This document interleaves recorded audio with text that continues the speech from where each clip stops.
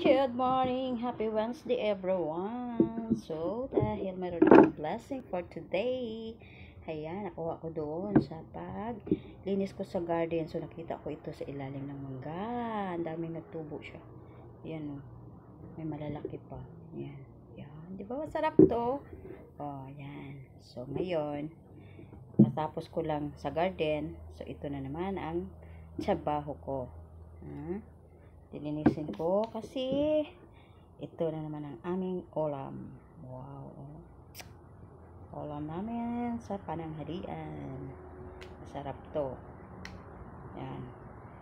Kasi pag maulan tapos nag-init, yan.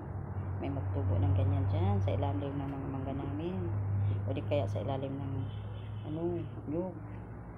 Doon. Sa lapit sa garden ko. Yan. Tapos ko lang nagtanim ng beans. Yan. So, yan. Gulay na naman ako. Gulay is life. Pero ito, blessing ito. Pulot ko. Yan. Nakuha ko lang doon.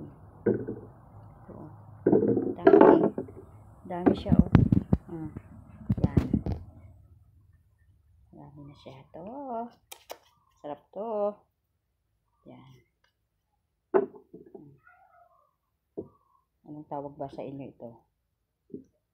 Uhong ito sa amin. Uhong. Ano pang tawag ng iba nito? Bangko. Diba? Yan. Thank you guys for watching.